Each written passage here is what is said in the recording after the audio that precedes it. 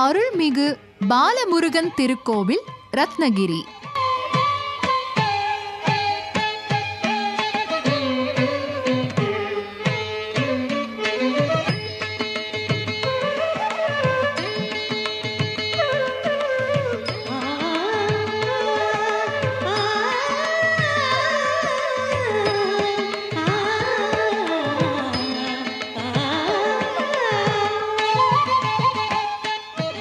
வாகர்த்தாவிவ சம்ருக்தோ வாகர்த்த பிரதிபத்தையே ஜெகதப்பிதரோ வந்தே பார்வதி பரமேஸ்வரோ.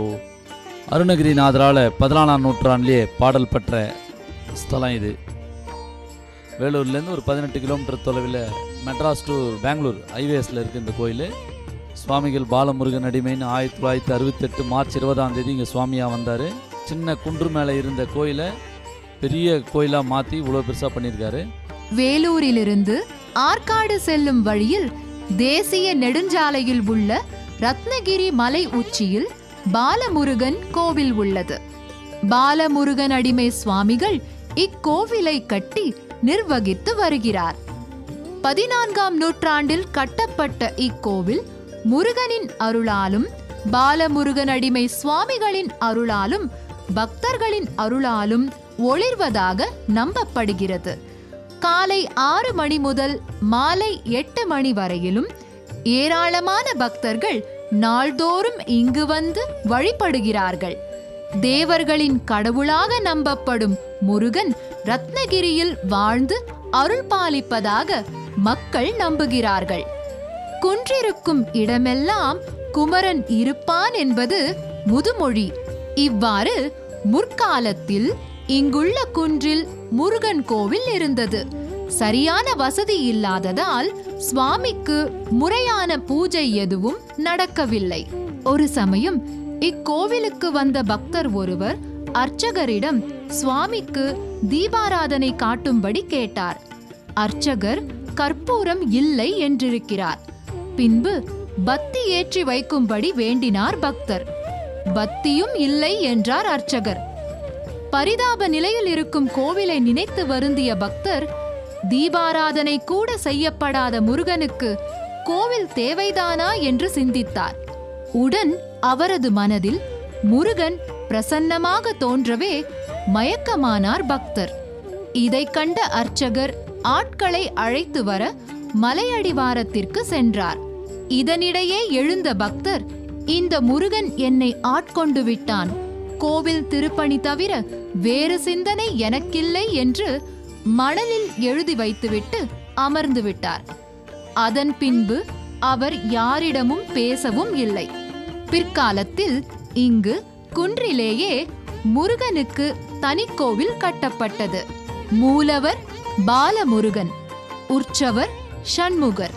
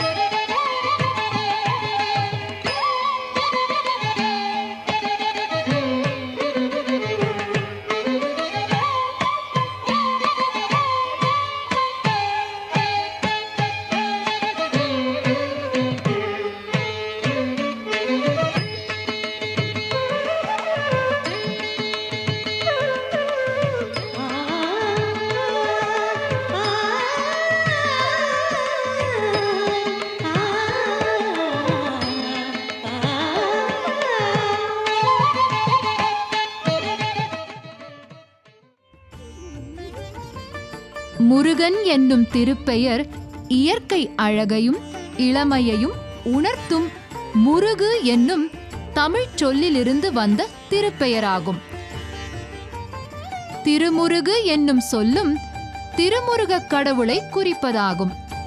திருமுருகக் கடவுள் இயற்கை அழகு மற்றும் என்றென்றும் நிலைத்திருக்கும் இளமை ஆகியவற்றின் வடிவில் திகழ்வதால் முருகன் என்னும் திருப்பெயர் என்றென்றும் உள்ள திருமுருகக் கடவுளின் முக்கால முழுமையை உணர்த்தும் திருப்பெயராக விளங்குகின்றது. மேலும் முருகன் என்னும் அத்திருப்பெயரே முழுமுதற் கடவுளின் முழுமையான பண்பு நலனை உணர்த்தும் சொல்லாக விளங்குவதை எண்ணி பார்க்கும்போது தமிழ் மொழியின் திறன் தெளிவாக தெரிகின்றதன்றோ. மிக பழங்காலம் தொட்டு முழுமுதற் கடவுளாக தமிழர்களால் போற்றி வணங்க பெற்று வரும் திருமுருக கடவுள் வழிபாடு பண்டைக்கால தமிழகத்தில் குறிஞ்சி எனப்படும் மலையும் மலை சார்ந்த நிலப்பகுதிகளில் வாழ்ந்த தமிழர்களிடையே தோன்றி வளர்ந்துள்ள வழிபாடாக விளங்குகின்றது.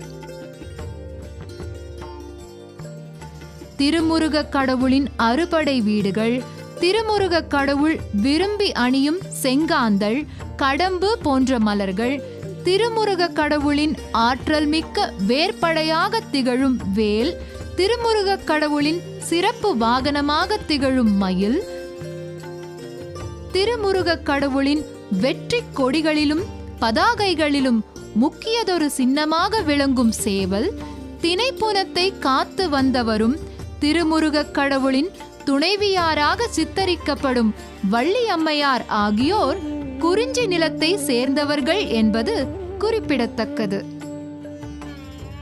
75 ராஜகோபுரம் கட்டி முதல் கும்பாபிஷேகம் பண்ணார். மாதந்தோறும் தை மாதம், தை கிருத்திகை, எல்லா கிருத்திகையும் இங்கே ரொம்ப விழாவாக கொண்டாடுறாங்க. கிருத்திகை, சஷ்டி, பௌர்ணமி, ஒரு பௌர்ணமிக்கும் இங்கே சுவாமிக்கு 108 சங்காபிஷேகம், கலசாபிஷேகம் இதெல்லாம் நடக்குது. சஷ்டி தோறும் காலையில் சத்ருசம்ஹார திருசதி அர்ச்சனை முருகனுக்கு, மாலையில் 5 மணிக்கு திருமுருகன் திருக்கல்யாணம், முருகன் திருக்கல்யாண வைபவம் ரொம்ப சிறப்பாக இங்கே நடைபெறுகிறது.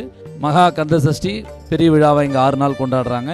பங்குனி மாதம் வர உத்திர நட்சத்திரத்தன்னைக்கு 108 பால்கோட அபிஷேகம் ரொம்ப இங்கே சிறப்பாக நடைபெறுறது. சுவாமியுடைய மிஞ்ஞானம் பெற்ற ஆண்டு விழா அப்படின்னு மார்ச் 20ஆம் தேதி, எவ்ரி இயர் மார்ச் 20ஆம் தேதி எல்லா பக்தர்களுக்கும் அன்னதானம் இங்கே ரொம்ப சிறப்பாக வழங்குறாங்க. ஆடி கிருத்திகை இங்கே கிருத்திகையிலே ரொம்ப பெரிய விழாவாக கொண்டாடுறது ஆடி கிருத்திகை.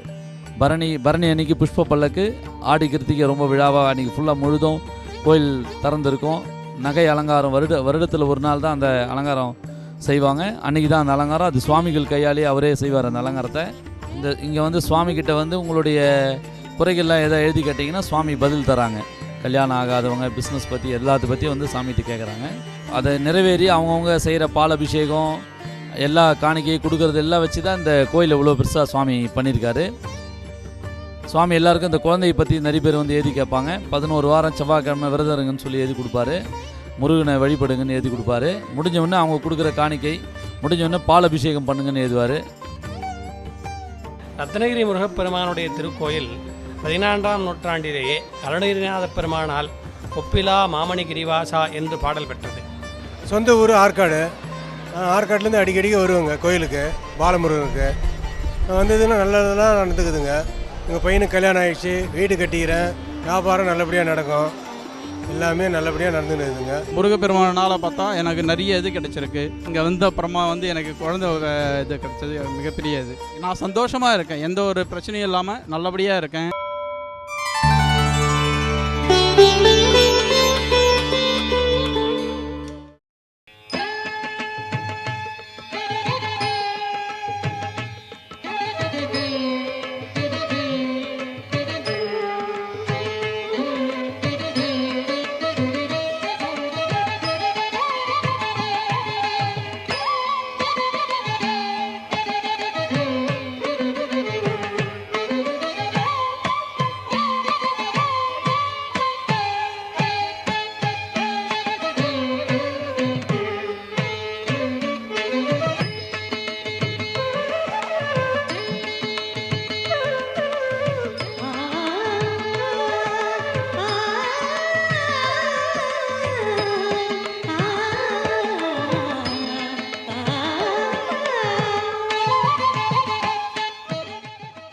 ஒரு மனிதன் தன்னுடைய முயற்சியினால் பக்தியை தீவிரமாகவும் விசுவாசமாகவும் செய்கின்ற பொழுது இறைவன் நேரில் வந்து அவருடைய சிரமங்களை நீக்கி ஆட்கொள்ளுகிறார் என்பதற்கு ஒரு எடுத்துக்காட்டாக ஒரு சாதாரண மனிதனுடைய பக்திக்காக இறைவன் தானே வெளிப்பட்டு அவரை தன்னுடைய அடிவனாக்கி இந்த இடத்திலே அமர்ந்து அருளாட்சி செய்து இத்திருக்கோயில் சிறப்புற்று விளங்குகிறது.